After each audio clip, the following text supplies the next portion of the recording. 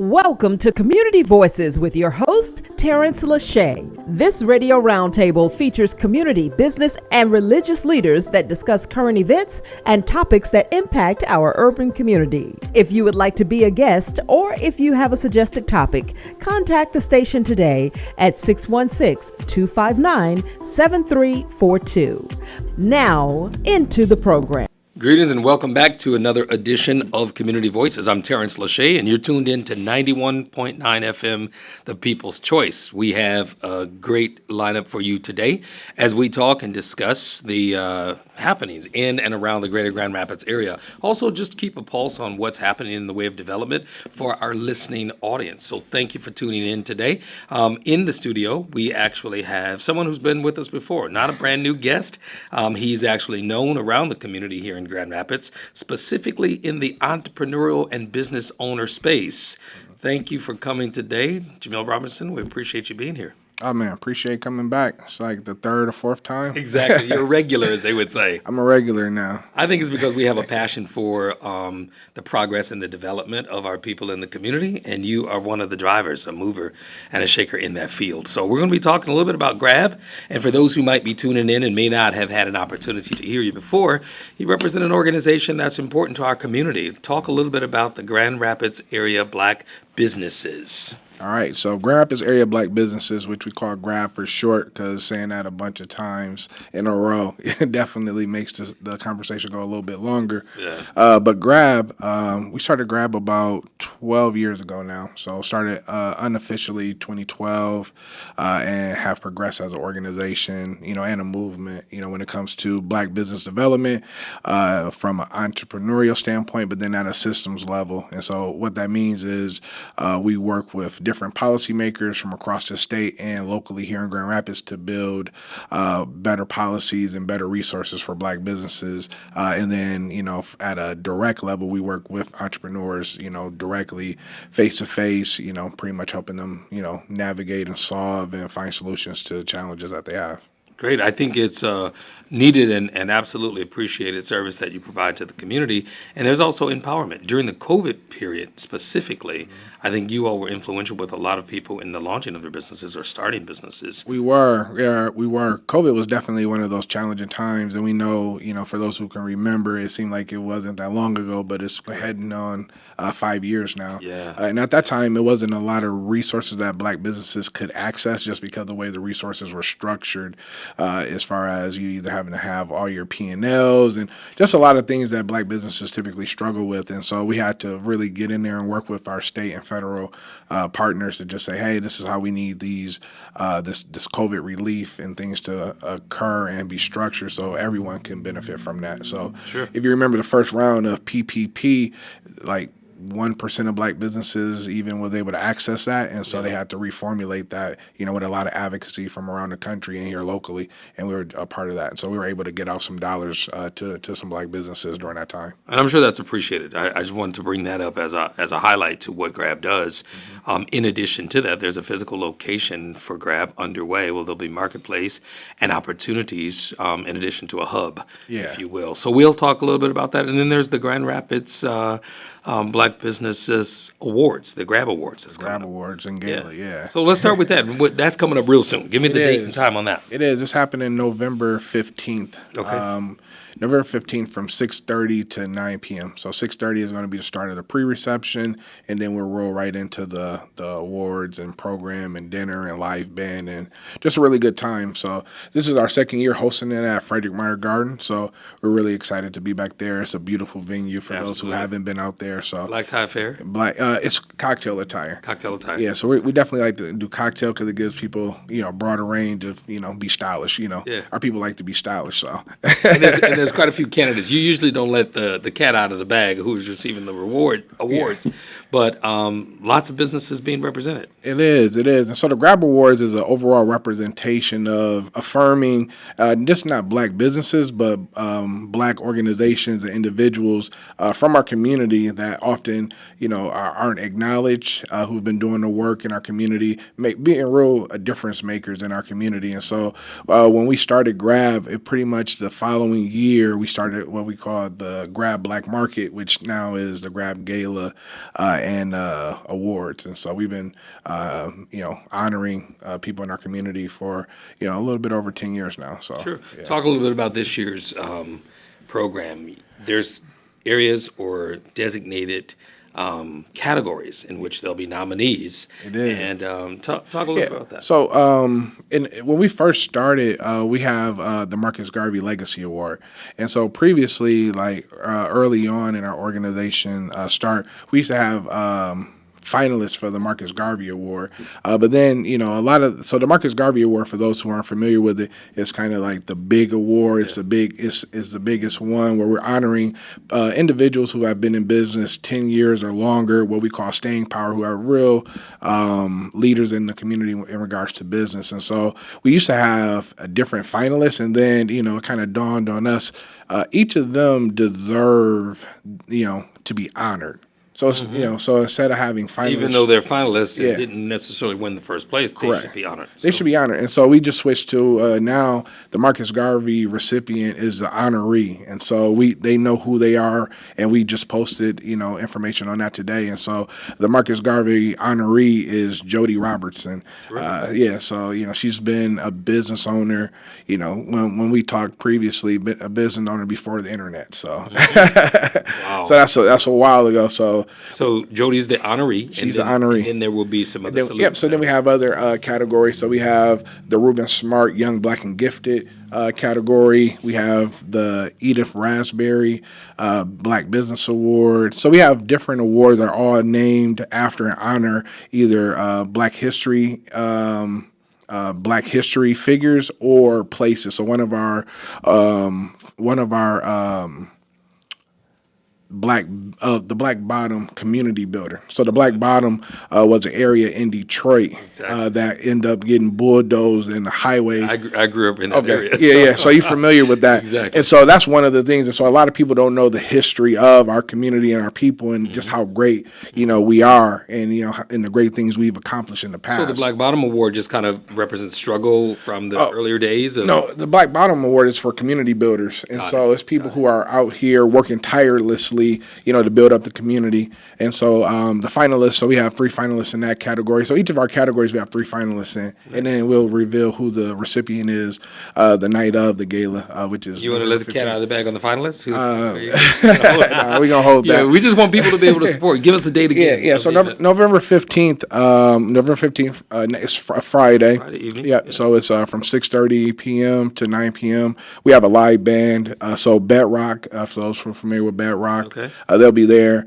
Have a singer. I'm not sure who they picked as the vocalist for this year. Last year we had Avalon Cuts, Yes. which is a remarkable singer She's and known vocalist. throughout our city. She is. And then also this year, what we're adding to our GRABB Awards program is during COVID, we had to get creative and build a program. So we were still honoring individuals during there, but we created what we call Let's Talk Shop.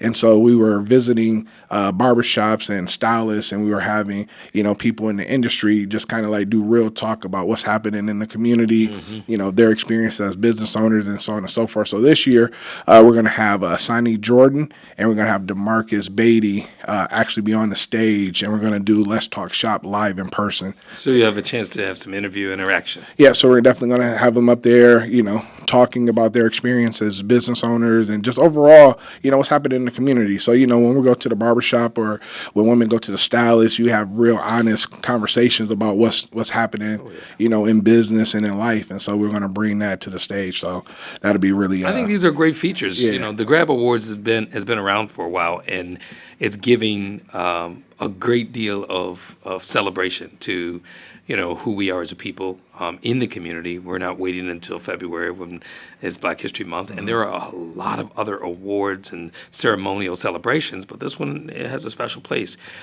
Talk to us a little bit about what it means to you, because as the founder of this organization and as somebody who has been through the evolutionary process of what GRABB is today, what does the awards really mean to you?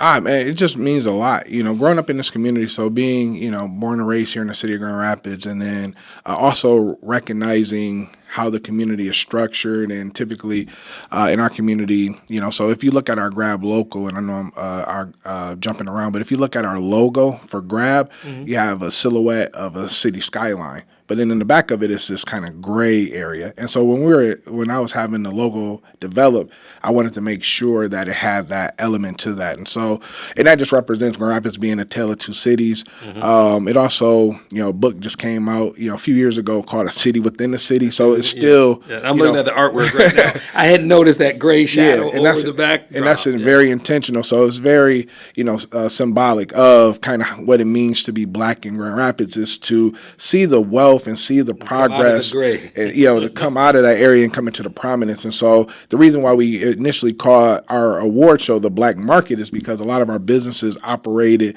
not in the formal economy, and we wanted to help them get into the formal economy where growth and scale happens. And so the awards, instead of backyard, your trunk, your back porch, people are actually now beginning to come into storefronts, actual shelf spaces in major retailers, all that kind of evolutionary growth. Mass distribution and things like that. Exactly. And so that's what we've been seeing. And so the awards just give us opportunity to really put a spotlight and honor individuals who are oftentimes, and like I said, doing the work. So we have prominent business owners in our community that have invested, have given back, all these kind of things. When we know the statistics in Grand Rapids, where Grand Rapids, was ranked by Forbes as the second worst place economically, for Black folks. And so given the fact that it's extremely difficult here for Black people economically, businesses still find a way to start, businesses still find a way to support the community. And so we wanted to celebrate them and honor them, and even the individuals with organizations. So one of our awards is the North Carolina Collaboration Award. So it's, based off of, the North Carolina Mutual Insurance Collaboration Award. Okay. So it's based off of I was going to say, how did North Carolina get involved? So at one point in time, so we think of Tulsa, Oklahoma as being the only Black Wall Street, when in actuality it was a lot of different cities that had prominent Black business districts. So we talk about, the Black Bottom in Detroit. We talk about Bronzeville. Well, there's a couple in Detroit. Yeah. There's the Livernois district on the west side. Yeah, the fashion. Avenue of Fashion. Exactly.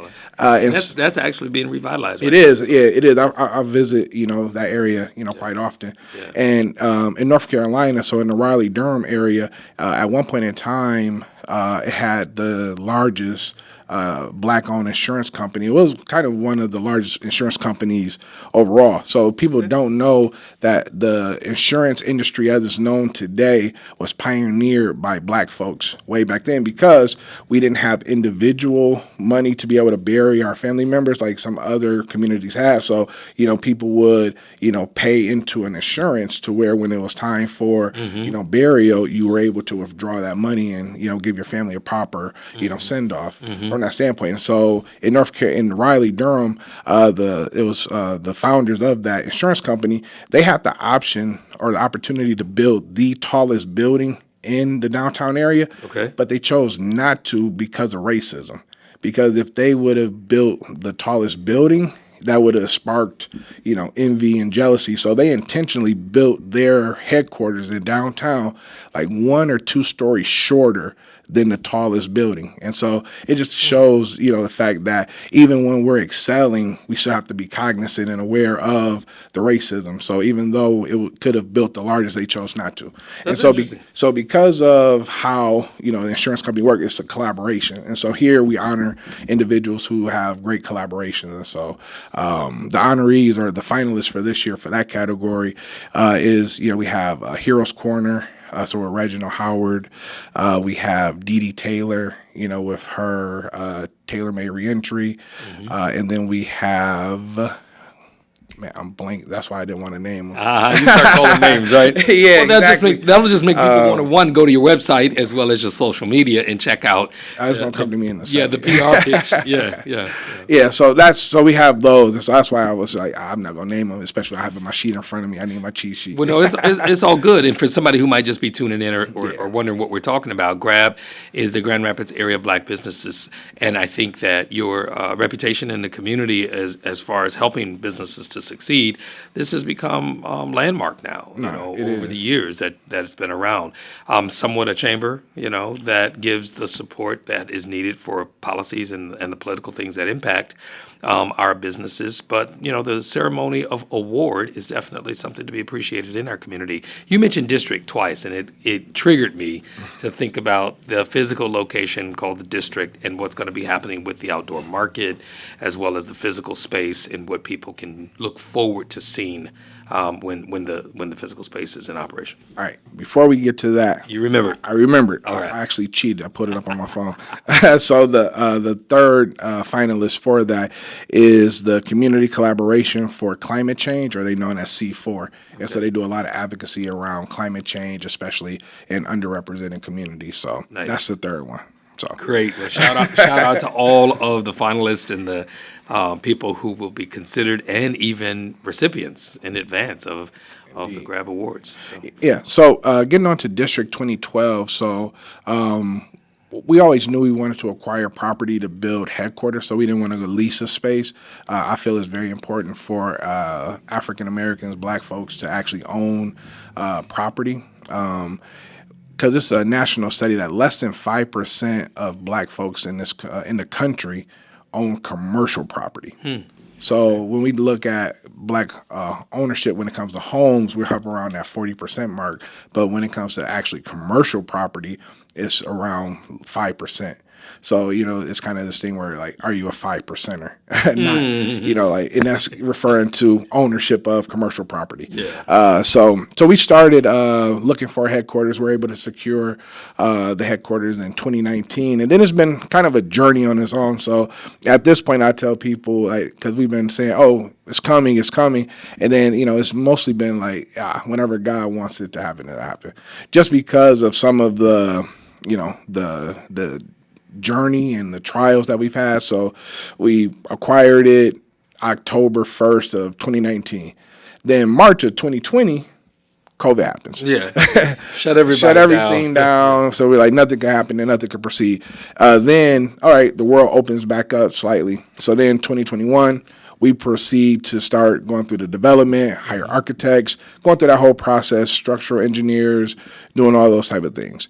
And then we also went through a state for what's called an OPRA, so Obsolete Property Rehabilitation Act. So it's a tax abatement that lowers. So when it comes to us and Black folks that's developing property, a lot of times we don't know the different incentives and the different tax abatements. So we see all these bigger companies and developers that take advantage of different incentives and tax abatements that we're unaware of. And so I'm very familiar with a lot of those different programs. And so we were able to utilize that program. But a part of that program is you can't do any renovation, anything to your building until it's actually adopted. And it's a state process. So initially you start at the city approves, and then it goes to the state for state approval. So during that time period, you can't do any improvements. So that was about like a stalemate on what it was. So that was about like a 6 or so month process. And then during that time while we're waiting for the Oprah, I actually contracted COVID, and it was severe COVID, so I was hospitalized for 40 days. I was on a ventilator for about 10 days.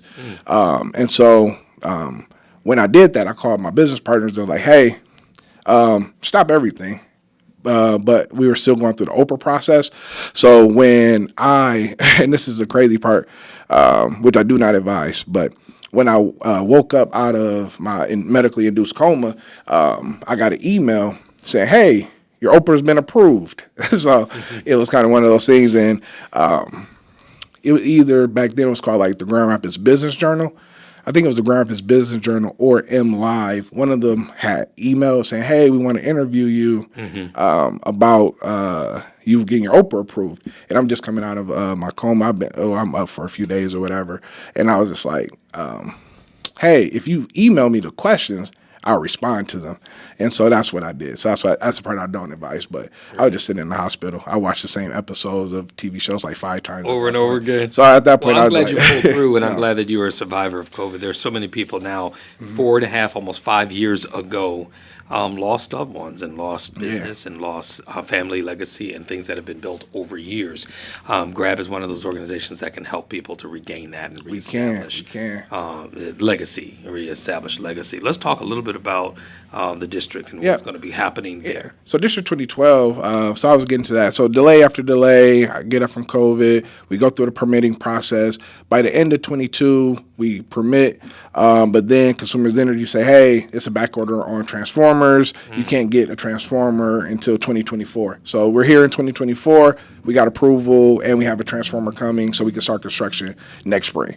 So District 2012 is going to be a co-working and co-retail entrepreneurial hub for Black businesses. So we're creating an epicenter for Black business progress and assistance. And so within that hub, instead of calling it a co-workspace, we really want to call it more of a work lounge. So we want to be an elevated step from a coffee shop to you getting more support around you. So if a lot of entrepreneurs, they take meetings in coffee shops because, hey, let's grab coffee, let's sit down, let's talk.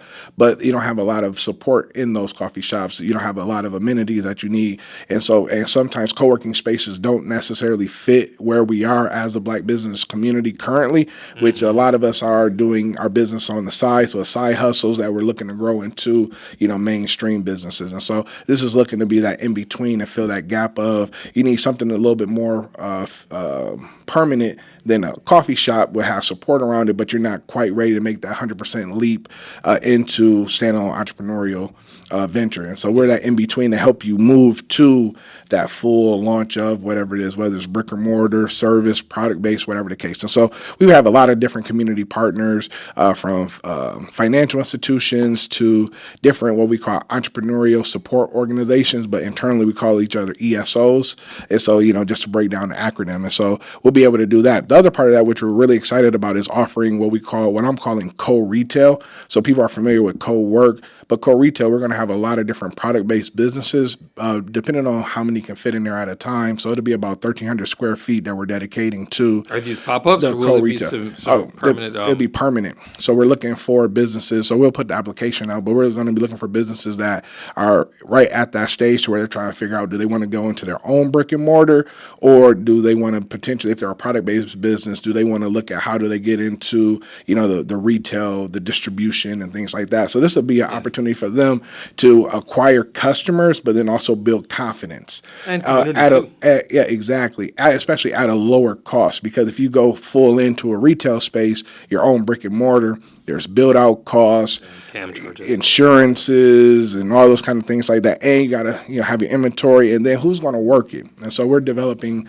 a unique model that we feel will be able to better assist. And so we have some national retailers as well as local, bigger retailers that are going to support these businesses, kind of like show them how to improve their labeling, those kind of things like that. So I think those are all some things that no one really thinks about on the surface when they say, hey, I want to go into a business, or I have an idea, or, my family's already been in business, but it's time to take it to the next level. GRABB seems to be a valuable resource for that. And I think that the district spot is going to be one of the most important places in this city at some point. In the summertime, there's going to be some activity going on. Talk about what's happening in the alley. Yeah, so we're almost wrapped up with construction of what we're calling our back alley market space. Great. And so with our back alley market space, it's pretty much we did a complete restructuring of the parking lot to we're adding in some green space. So our project right now is the largest privately owned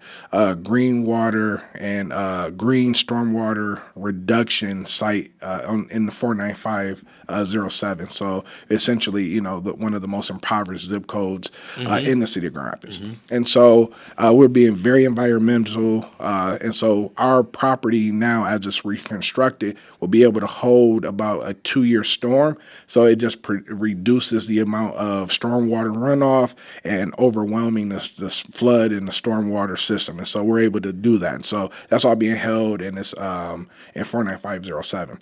So in addition to that, so it'll be a parking lot that functions, 5 days a week as just a parking lot. But then we're also building it to where we're able to do what we're calling a merchants and maker market, or we call it our back alley market. Okay. To where entrepreneurs, industry agnostic. So whether you're a butcher, a baker, a candlestick maker, you sell any kind of merchandise, space. If you're a retailer of any kind, you'll be able to sign up to be a vendor at these different vendor markets that we're going to do kind of, from May until September. Everything is weather contingent because sometime in May it's still cold. So just weather contingent. But it's a great concept and idea, is. almost like a village market in that the walking community will be able to come. Definitely. Then people can make it a destination. Yeah, and that's why we really designed it that way. So it's a lot of green space has been added to it. So we wanted to, how can we connect the neighborhood and the community to the business district? And so it's definitely, transformed and beautified. So instead of a sea of asphalt, we've added some brick pavers, we've added some green spaces, we've added 4 trees. Nice. So yeah, it's definitely going to be a really great Somebody spot. may not be familiar with the location. Yeah, so it's in the Seymour Square Business District, which is pretty much the corner of Eastern and Burton. So if you want to drive by it, it's 817 Merritt Street. So if you're familiar with that area, it's behind where the Wing Heaven is on Eastern. It's behind where the Grand Rapids Times is on Eastern. From that standpoint, so if you've been there, it's Eastern Deli. You have the Tardy's, comic book store. So we're in that area. So it's in the back parking lot. So and it's connected to an alley, and that's why we call it the back alley market. Yeah, and there are a few eating spots around there too. It is. Local business. That's really what it's all about. It is. Yeah. And we also built that because who knows when the next pandemic is going to happen. And so businesses suffer from not being able to have and be able to transition, from being able to just have a physical brick and mortar space to looking for spaces where they can sell their products outdoors. And so we still wanted to be able to alleviate that should, unfortunately, we have another Anything pandemic. occurs. Isn't it amazing how COVID taught us so much as it relates to being prepared for the what-if case scenarios, but also innovation. I think there were a lot of disruptive innovations that came out of COVID. Some people literally started their businesses out of a need that arose during the time that we were in lockdown. Definitely. And then there were small businesses that flourished as a result of being able to deliver or being able to get people product that they needed that they couldn't get to the store to get. So Exactly. yeah, so I think that you've contributed to the economy in a great way. Is there anything else that you are doing or projects that you're working on? We've got a few more minutes left. Talk a little bit about that. Oh, just, so outside of GRABB, as you were mentioning, being a business owner and owning a few different businesses, we're almost finished with our Muskegon wine bar and cocktail bar. So downtown Muskegon is called Motu Lakeshore Wine Bar. That'll be open around late December. So we're really excited about that. It's definitely Muskegon, for those who haven't either visited Muskegon in a while, it's definitely becoming one of those places where you definitely want to keep an eye on. So right now, Muskegon has more construction per capita happening on this side of the state than anywhere else. And so it's one of those areas that the lakeshore. And, for some people say it has the better beach. I'm one of those people that agree. And as far as Muskegon having a better beach? Better beach. Than the Grand Havens. The Grand Havens and the Hollands from that standpoint. And so definitely. Well, I do know that it's probably a more diverse beach, and it probably has a lot more color, right? Indeed. No pun intended. But that's great to know that you've got business going in addition to the things that you're helping people with their businesses right here in the city. And I think that's important, because a lot of times you have what we call ESOs, the Entrepreneurial Support Organizations, or other people who are offering advice to business owners who haven't had to experience a lot of things that business owners go through, having to be able to make payroll, having to be able to stay up at night, figure out solutions to problems and challenges. So it's hard for someone who hasn't owned a business and been on that side of the table to really truly understand what a business owner and entrepreneur is going through. And so with owning several different businesses, not only am I on the GRABB side able to, give you the latest and greatest information as it's been formulated by studies and things like that, but we actually have practical real life experience of operating, multiple businesses in different industries. And then there's the network of resources too. Exactly. I think about how if you've got a good accountant, you can refer a good accountant. If you've got a good development plan person, you can always share those resources. That's exciting to know, man. I want to make sure that we close out with information about the awards. The GRABB Awards is going to be taking place on Friday, November the 15th. 15th, Yeah, 6:30 6:30 p.m. to 9:30 p.m. Frederick Meyer Garden. Frederick Meyer Garden. How can people get tickets? Oh, you can go to our website, so grablocal.com, so GRABB local.com, and you'll be able to go to our events page, and then it's right there. You'll be able to find and purchase tickets. I checked out the website. There's a lot of other resources that are available here, too. It is. So everyone should visit our website. If you are a Black business, we have a directory. So we have a directory. You can either do the free part of our directory, or you can pay for to be placed in our directory. Either way, get on our directory. It's extremely utilized. Companies, individuals, anyone who's a conscious consumer who's always looking to diversify who they spend money with, they always go to our website. Or if they can't find someone, they'll email our organization directly and say, hey, is there a Black florist in the community? Wow. And so it's just because when you have events and things like that, or whatever the case, people are looking for Black businesses. And so I always tell people, get on the list, let people find you. Well, Black businesses contribute to the economy in billions now. It's no longer just millions, but across this country, billions of dollars is poured into what we call the economy as a result of Black businesses flourishing, succeeding, and businesses fail. But businesses can succeed when they have the right support system. And I want to appreciate what you're doing with GRABB and how GRABB is now becoming a pillar of our community to help businesses. How can people get a hold of you? So people can get a hold of me by either going to our website. We have a contact section on there. I'm on social media, Jamiel Robinson, whether that's on Facebook or Instagram and Twitter. I'm also on LinkedIn, so Jamiel Robinson on LinkedIn as well. To follow our organization is GRABB Local, so it's GRABB with 2 B's and local, whether that's Instagram, LinkedIn, also Facebook and Twitter, or X now, whatever they call it. X now, right? Yeah. Well, I'm glad you were able to be here today, taking some time out of your busy schedule to just share with the listening audience what's happening. The awards, I'm sure, is going to be dynamic. Great place to be. And then I'm looking forward to seeing the back alley open up this spring and see things that'll be happening. No, it's going to be great. We can't wait. So we're going to definitely do a ribbon cutting and a grand opening of the back parking lot. So terrific. Thank you for being here today, sir. I do appreciate you sharing this information and resources, and hopefully you'll get a chance to go to the GRABB website and find out what's happening so that you can bring your business into the mainstream of things, or maybe support some businesses that are there. I'm Terrence Lachey, and you've been tuned in to Community Voices on 91.9 FM, The People's Choice. Been listening to Community Voices with your host, Terrence Lachey. Community Voices can be heard every Friday at 12 noon. This radio roundtable features community, business, and religious leaders that discuss current events and topics that impact our urban community. If you would like to be a guest, or if you have a suggested topic, contact the station today at 616-259-7342. Until next week, let your voice be heard in the community.